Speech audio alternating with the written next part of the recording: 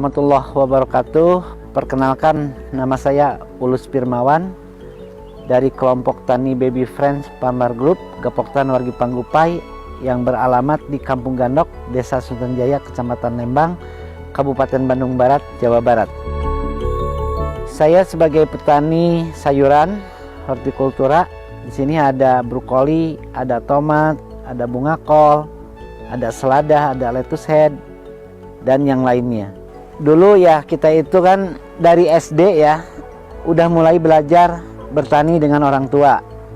Nah awalnya sih kita lulus SD itu maunya ke SMP ya, tapi karena kemampuan orang tua mungkin saat itu nggak sanggup, jadi kita malah ke kursus menjahit. Setelah lulus menjahit ya, mendingan bertani aja. Dari situ kita tuh bertani lagi dan jual beli lah. Jadi barang-barang yang orang tua panen kita jualin gitu ya. Sampai-sampai di 93 kita itu udah masuk ke pasar induk Ramat Jati.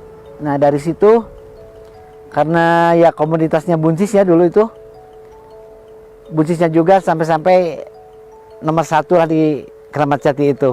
Kita itu berangkat jam 6 sore, datang jam 12 malam karena nggak ada tol kan waktu itu ya, masih jalan Subang. Tapi konsumen udah nunggu di sana karena kualitas. Nah dari situlah kita percaya gimana sih caranya kita supaya punya produk-produk berkualitas. Karena kalau kita produknya berkualitas, siapapun itu pasti nunggu.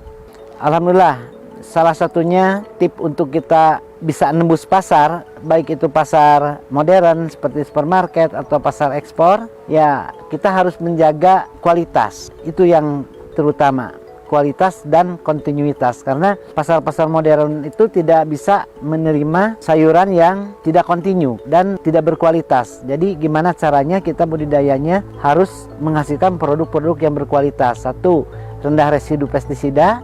Jadi kita itu tidak menggunakan atau tidak banyak menggunakan pestisida kimia atau pupuk kimia. Jadi lebih ke pupuk organik. Itu yang harus kita pahami. Kenapa? Karena di situ ya persaingan juga sangat ketat, apalagi untuk menembus pasar ekspor. Contoh kalau kita kirim ke Singapura aja, setiap hari itu pasti ada pengecekan residu. Jadi kalau misalnya melebihi ambang batas yang ditentukan oleh orang Singapura, itu langsung di blacklist, di pita merah, dan itu tidak bisa dipasarkan. Nah makanya kita harus bikin SOP-nya seperti apa, ya harus mengacu ke SOP.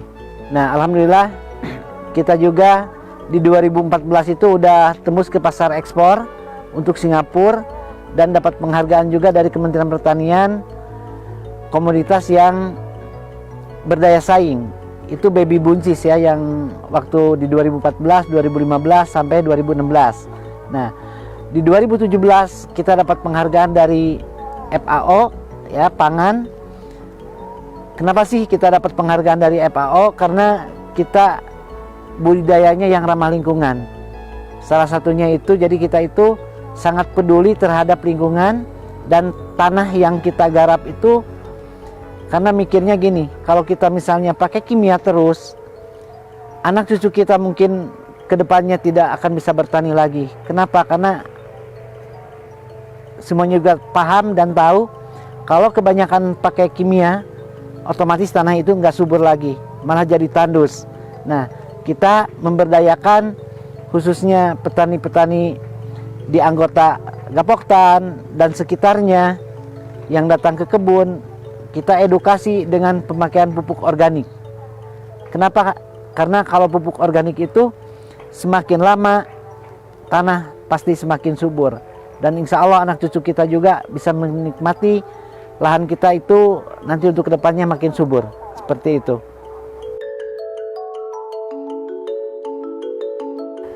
Tip untuk ya pemula ya, kalau kita mau bertani, satu, pastikan dulu pasar. Jadi kita itu harus kerjasama dengan pasar yang sifatnya ya kontrak lah, jadi tidak fluktuatif harga. Contoh kemarin-kemarin kan semuanya petani itu maaf ya, mungkin sekian persennya menangis karena harga turun, karena penyerapan konsumen juga kan, karena pandemik ini jadi kurang. Akhirnya tomat kan di bawah 1000, brokoli juga cuma 1000, bunga kol di bawah 1000, sawi putih di bawah 1000. Nah tapi dengan adanya kita kerjasama dengan gudang-gudang yang isi ke supermarket, alhamdulillah harga itu masih relatif aman ya. Makanya salah satunya kita kalau mau berusaha tani, satu, kerjasama dulu dengan pasar. Kedua, untuk keberhasilan di sektor pertanian itu cuma ada 4 sebetulnya ya.